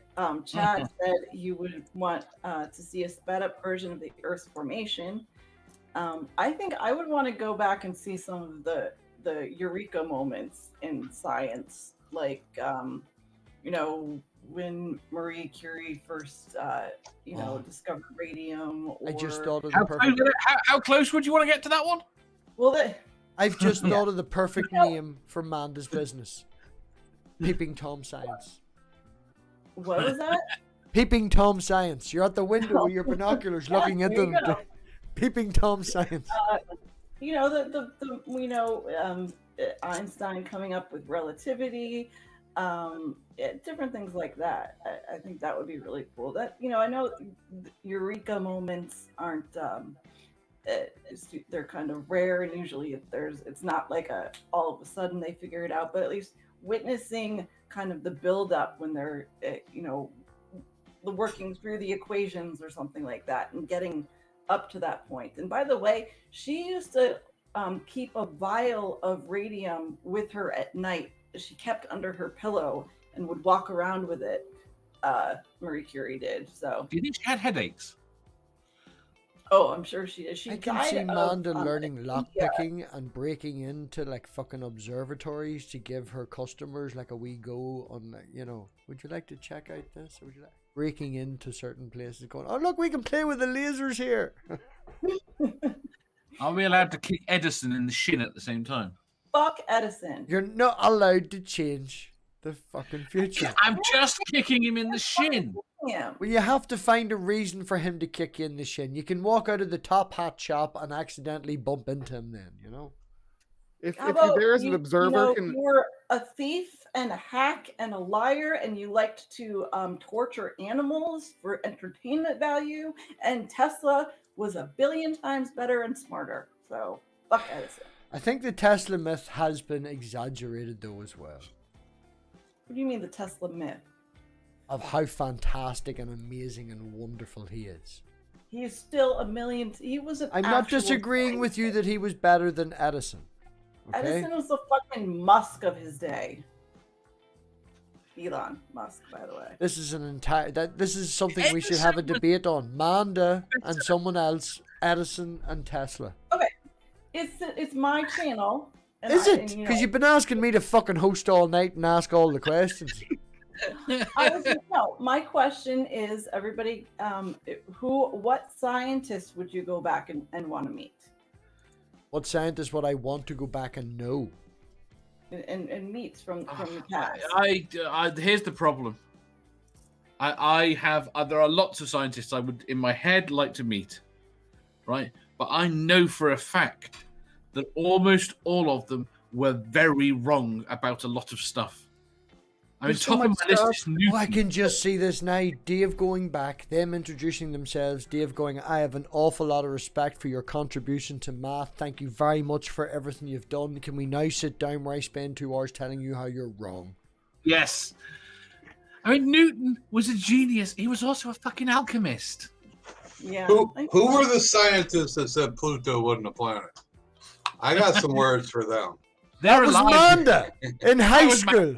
Hey, Pluto is a planet. 9 years before they announced it, or they deplanetized it. I wrote a paper about it not being a planet. So fuck y'all. it wasn't just the option to make Pluto keep Pluto as a planet or make it something else. If we kept Pluto, there were 4 or 5 other heavenly bodies that we had to account for as We'd be planets. heading for hundreds by now. Oh, by now, yeah, but at the time that they deplanetized Pluto, that's kind of where we were. Well, we had like Circe, and there was 2 or 3 that they'd found out past Pluto, right? Leonardo might be quite a good one. Leonardo, I don't think That was my answer. That was going to be my answer. Got it before you. I know, because I didn't get a chance because the host was too busy talking about herself. Say shit. Fuck you. But Galileo would be a good one too. I would be interested in those earlier days, the ones that were very much ahead of their time and were, called out. I'd rather you opened it Can up. I take a machine gun with me? No. I'd rather you opened it up to not just science. Because if you're going to go for Galileo, I want a machine gun with me to protect him. Oh, okay. That I'll allow. Go on, sorry, Robbie.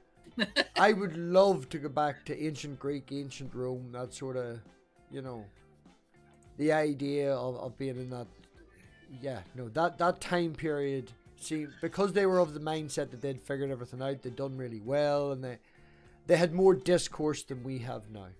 It's something that I would be very much want to be part of and witness. I would want to. I would pick Hypatia.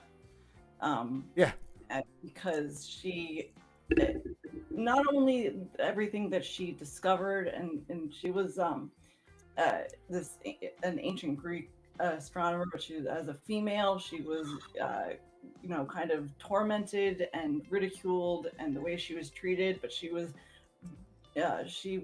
well ahead of her time and knew so much more than pretty much all the other scientists in her era. And I'm pretty sure she was murdered or they executed her because of her, her science and stuff like that. But she was brilliant and she was very strong, and I don't know, she's kind of one of my heroes. John, who would you pick? John, He fell asleep. You bored him to death here. sorry. No. It's really frustrating me because his name is slipping. I know it begins with an F. Damn it! Why can't this happen? Faraday? No, What did they do? he was a teacher mostly, but Feynman? I was going. yes, Yeah, there you Feynman. go. Gosh, why couldn't I remember that? God. See, I don't think Feynman would disappoint too much. I think I could go with Feynman. Yeah, that's a really good answer. Really brilliant physicist, in fact. So, do you have a reason, or just because? Well, I've seen some of his lectures, and I just, found him really inspiring, and would like to talk to him about stuff. Get his input about things. He would be able to explain things in a way that I could understand them. I mean, like there's a lot of, what was it Einstein said, that if you don't know it unless you could explain it simply, you don't know it well enough until you can something along those lines. But I that's the way it is for me. I'm not very well versed in science, so it's helpful to have someone who can break it down into layman's terms pretty easily. And Correlations, metaphors, lot more than analogies, they all like- help very well. Yeah. Richard Feynman, right? Yeah. Yes. Okay. I don't know why I couldn't remember that, because I mean, it's when you need the info, it's never there. But Yeah. I don't know what that's like. Brian, did you answer? No, I didn't. But that's right. Answer. I gotta bounce. I gotta go get Ian from work. But this has been fun.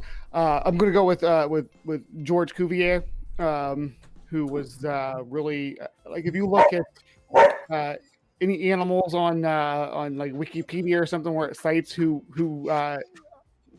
described them, like half of the animals in the animal kingdom are described by George. I don't know if George is the right way to pronounce his first name because it's got an S on it. But Cuvier was definitely an influential figure. And I got so much stuff that I could tell him to help him with his classification. So. What about Darwin? He would be Titan interesting. in the chat was all, I'll go back and teach Darwin some shit. Save him a trip. Teaching Darwin about genes, about DNA. Oh my gosh, that'd be awesome. Would that be Make above his head, though? our life a lot easier now.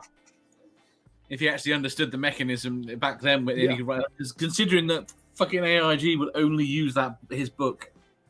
And think about where we would be now if someone went back and gave that to Darwin. But I guess you couldn't give him information because.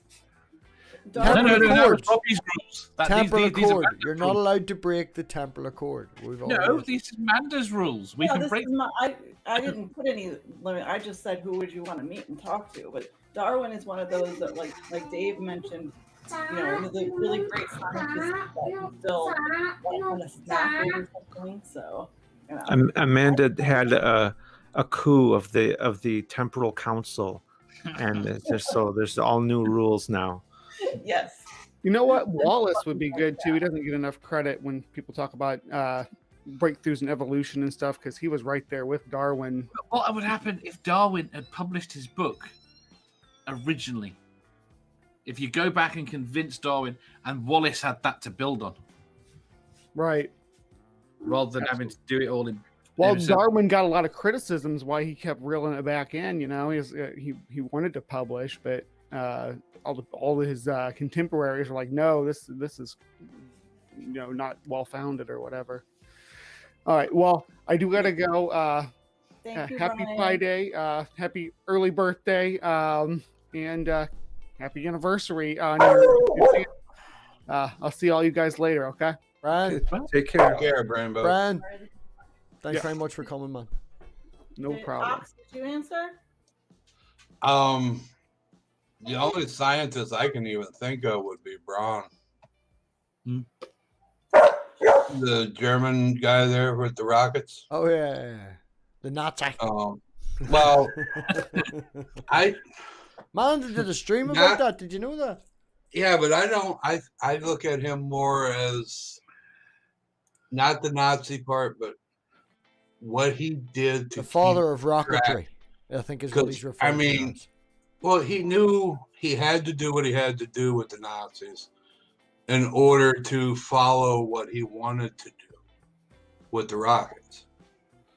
And they wouldn't have picked him had he not been the best of the best. Well, that's it. I mean, we snagged him in a heartbeat because I don't think America would even be where they are now. No. As far as rockets or anything. I mean, Yeah. I just if we could go back and do something like that, then I would go back, and it's not specifically the Library of Alexandria, because the Library of Alexandria was not the biggest at the time. It actually did raid 2 different libraries to steal their shit to make itself have a bigger name, and then it got destroyed. But something like that back in the ancient world, I would try and maintain that stayed. Building on the sort of idea that we had the background foundational knowledge that we didn't lose. You know, we had the Dark Ages where fucking religion took over for so goddamn long, where science was not allowed. I know they're not related. Stop being pedantic. Go on ahead. I want to go back and teach the Greeks about how to make rails. Rails as in railway stations and trains? Yeah, they were given that they had these little steam engines already.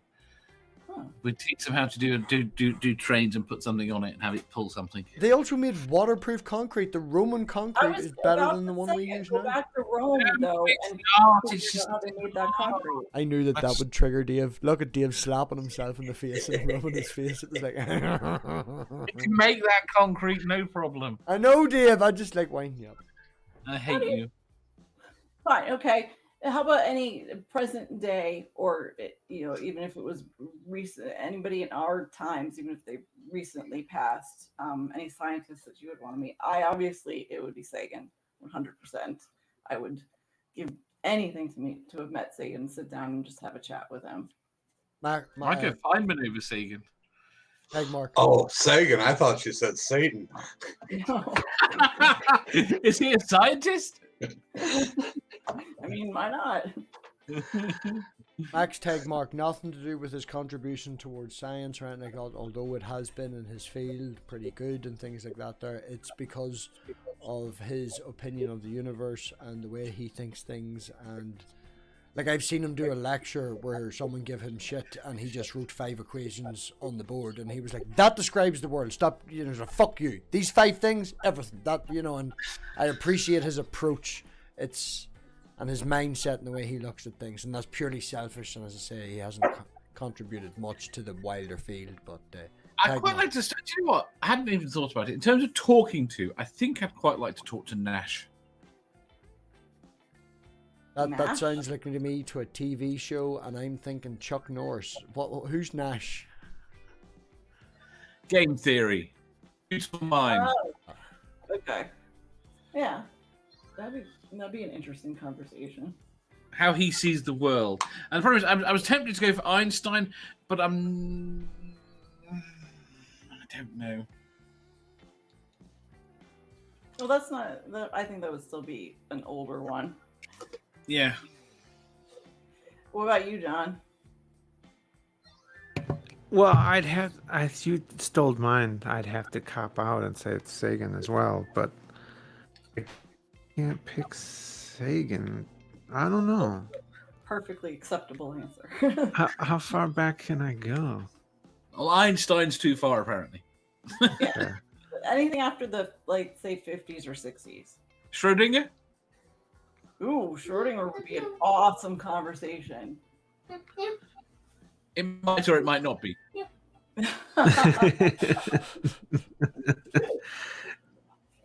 Boltzmann. I got my Boltzmann little entropy talk. That would be fun. This is what happened. She went back in time. Dave, let John answer. John's been very quiet. Let John answer. Oh, I was just gonna say, if we could consider the astronauts as scientists, like I would like to talk to like Neil Armstrong, and ask him what it was like. You could probably arrange that considering your legacy. He does have a PhD, so. You should reach out to Neil Armstrong and do a science video. He would probably come on and do a voice, John. I used to work for NASA a long time ago. So will you come talk to me on my tiny little YouTube channel? Sure. Okay. There you go. I guarantee you, I will allow Manda You know he's dead. Neil Armstrong? Yeah. No. Yeah. No. He died in 2012. What? Are you sure? I'm Pretty sure. Buzz Aldrin's What still about- going. Yeah, Oh, Buzz Aldrin's I still was thinking of Buzz Aldrin because he tweets a lot. Sorry. Yes, I know. I think everybody here, including you, me, and John, all thought Buzz Aldrin when we were talking Neil Armstrong. Neil Armstrong. I had to go and look it up because I was certain he was already dead. Yeah. I got a question for Momma. Who was the first guy that stepped on the moon? On the moon. Who was the first guy that stepped on the moon? That was Neil Armstrong. Okay, who was the second one down after him? That was Buzz. Okay, is it true that he's the first one to ever pee on the moon? They didn't pee. They peed in their In the suit, but he was on the last step of the ladder onto the moon when he peed. Really? I remember him. I watched an interview with him, and he said the other guy there was the first one to step foot, but I was the first one to pee up there. Did he specifically hold that in as a vengeful thing? I don't know, Because you say it's on the steps, like it was on the steps, He's the first person to piss his pants on the moon, is Yeah. the quote. It's not like he was out an hour and, digging up some rock samples and was like, oh, I need to go to the toilet, I'm going to pee. He was walking down the steps going, first man to piss on the moon. It's mine! I pissed on it! Oh, he had to get first or something, I guess. I have a moon rock that I know it's not an actual moon rock, but somebody I worked with when I worked at NASA, he gave me this little rock and said it was one from the collection. So I've always, I know it's not a real moon rock that he was trying to impress me or whatever, but I will always consider it an actual moon rock because they do actually we have a shit ton of moon rocks. One of the problems with when they came back with Apollo 13 is the calculations for them coming back after looping around the moon was the added mass from the moon rocks. And because they didn't have that, because they were expecting to have a whole bunch of them, they had to recalculate the way that they were coming back because they didn't obviously stop because they had issues. But anyway, that was my moon rock story. But yes, so I think we've been going almost 2 hours, and I don't want to. And I know it's late for you guys, but again, I want to thank Aaron and Brian who left already, but thank you guys as well. John has kind of made my channel because when I did his cartoon, you over doubled my subs, so that was very kind of you. And Well, more than deserving. I mean, it was very funny on the night, John, because I was actually being a pedantic asshole saying, right, well, it's not like I've been here nearly a year and I'm watching you gain a sub every 45 seconds. I don't hate you. Oh, but I said this to you a billion times. You've become one of my best friends. Your friendship means the world to me. So coming and doing this with us tonight, very kind of you. well, no, thank you. It's feelings mutual. Oh, thanks. And I'm looking forward to doing more with you. And hopefully, you'll be able to fix your computer. But yeah, I'm honored that you let me do that, and I'm just so grateful for your friendship and the kindness that you've shown me. So thank you very much, John. Well, thank you too. And then Ox, like I said, you've supported us for so long, even though you don't stream like we do. You do have a channel. I'll put his stuff in the description afterwards, but Ox does his own thing with lots of copyright strikes, but you know, you've been our supporter for so long, so thank you so much, Ox. I really I'm collecting them now. What? Every video I get an email. This has been copyright. I say, okay. I got them all in a folder. I don't even read them. We're gonna convince you to do a live stream a month, Ox, where you get all of us on and we can all bitch about all of everything, and yeah, it's gonna happen. Well, another one of your shows.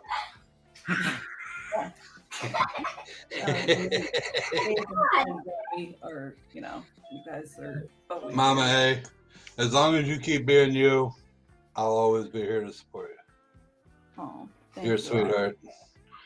I appreciate it, and you know, you're always welcome. And hopefully, I'll be here for year 2. Well, hopefully, I'll be here for year 2. You will. I can, I'll definitely be here. It may have a different studio in a year. It may have sort of an Irish look, but you know, all going well. And of course, Robbie and Dave, I wouldn't have a channel without you guys. So thank you. Love you guys. Yeah, you'd have ended up with one anyway. Yeah, we just jumped on the back of what all the Australians were doing. We stole you. You'd still have had your channel, and we told you, both of us told you at the start that you would hit 1,000. You would hit your thing because you have a lot more to give. Dave is a quiz, as entertaining as it is, and Dave is a great hub for people meeting people. I am a facilitator. You actually have something to contribute, you know, and as much as we have domestics on fucking stream about our approach to stuff, that is the whole point. I just talk shite. You have an actual contribution to put forward. You know, you're like Brainbug, you're like John, you actually have something that will last. You know, your videos on climate change will still be relevant 5-6 years down the line, 10 years down the line. You know, your videos on wildfires on the time will still be relevant 5-10 years down the line. Dave asking, do ants need force fields, was boring a week after it, you know, internet-wise. Me talking shit with Christians will still be happening in fucking 10-15 years. It'll still be the same fucking shit. You know, it'll just be regurgitated with different people, and it'll probably be in 3D. Yeah. Alright, but you have actually something that will last. The year that you have contributed to the community, you know, at least 10 months of it, 11 months, 12 months, on the 25th, for fuck's sake. I've got you for a year, you know. 26. That's okay. We have argued about this, alright? It was the 28th. You convinced me it was the 25th. No, I said it's the 28th. You said it's the 25th. And now you're saying it's the 26th. Fuck off. What was that about domestics? Yeah, see? You know. And then I want to say thank you to everybody watching, everybody that comes. And I know, you know, I've had health issues lately, so I've been streaming as much or making as many videos. But all of you guys still, when I do, you come back and you supported me. So I wouldn't have a channel without an audience. So I love all of you guys, especially there's a lot of you that have been here since day one that I've known since, you know, I was doing 6-pack and stuff like that before I had a channel. So thank you. Yeah, you got a lot of follow you. Yes, I do. We have a very nice little you know, community especially between the three of us on top. We, you know, all of me and Dave on top? kind of, all three? What? At what? He's Dave put and himself. I kind of like stole the pigsty a little bit. Like it, you know, we kind of jumped on your back, and your people are our people. So you know. As I said, my people, you're right, my people are your people. I wouldn't have what I have without you in the background. Brian pointed it out earlier. Hell, I wouldn't even have the privilege of knowing fucking John, who I've been following for 10 plus years, if it wasn't you being this whingy woman that does this tweet thing, you know? I wouldn't know half the people that I do because of Dave, you know? We all help each other. The pigsty community is only named the pigsty community because of this stupid ugly face. It is a group thing that we all work upon. Ox is part of it, you're part of it, Brian's part of it. I have never, ever done a solo stream. And I won't. Yes, you have. Oh, you mean just by, okay. Not an interview. Gotcha. Yeah. Never been on a stream by myself. Well, The thought of that actually gives me nightmares. oh, I could sit and talk about something on my own. But you've done edited descriptive videos where you lead people through things, and you've spent time doing an edited video. Godless Engineer hit 50,000 people. I did 14 or 12 fucking videos even. Edited videos, and hated every one of them and never sent it in. I hated what I did, but I sent him the one I hated the least. It's fine. Godless Granny did enough for all of my 14. Hey, John, when he does his Twitch streams, he does that by himself. I know. I couldn't do that. I can't. How do you do that? Yeah. How do you do I that? don't. I gave it up.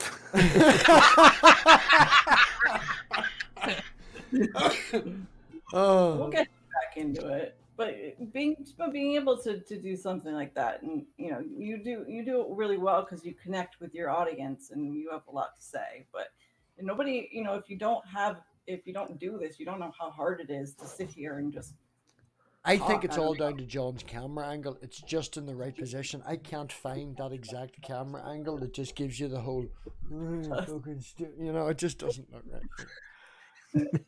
Yeah, I do it head on. It's almost worse.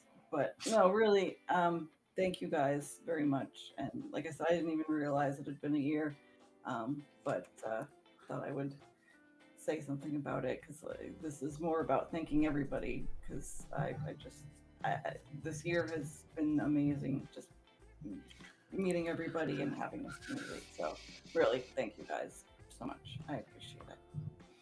So, and with that, I guess. Oh, does anybody have anything coming up that they want to show before we go? Tomorrow, I have an interview with Take Shot Action. He has been off the internet for 5 years. I did a stream with him last night on his channel. Yeah. Reactionary, right-wing conservative 5 years ago. Not so much now. And yeah, it should be a really good interview. We've got him close to 2 hours, so we're going to have an after party and all, so should be good. Tuesday, I'm off Wednesday for St. Patrick's Day, so I'll be doing a stream Tuesday night. And yeah, we're just going to Irish it out. Shout leprechauns. And we're all going to talk really fast. We're all going to talk like this here. Friday.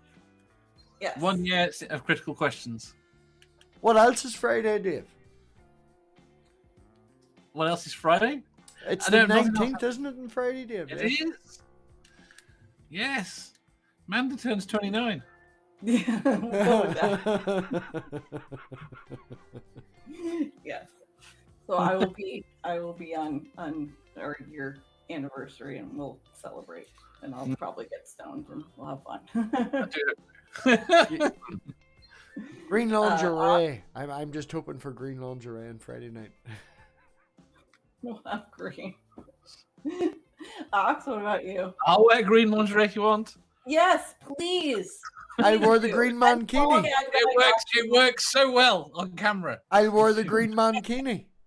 And my Christmas present, you should wear that as well. Just have it off. Have you seen what Lone got me? No. You want to see? Yeah. Do we? Just because it's the end of your stream. Do I need to kick Dave? Ow. Oh yes, the thing that looks like a hook. I thought you were going shark fishing. I remember. John is now silent and wondering what the fuck he has let himself in for and glad it is ending. Ox, you got anything coming up? Okay. John, what about you?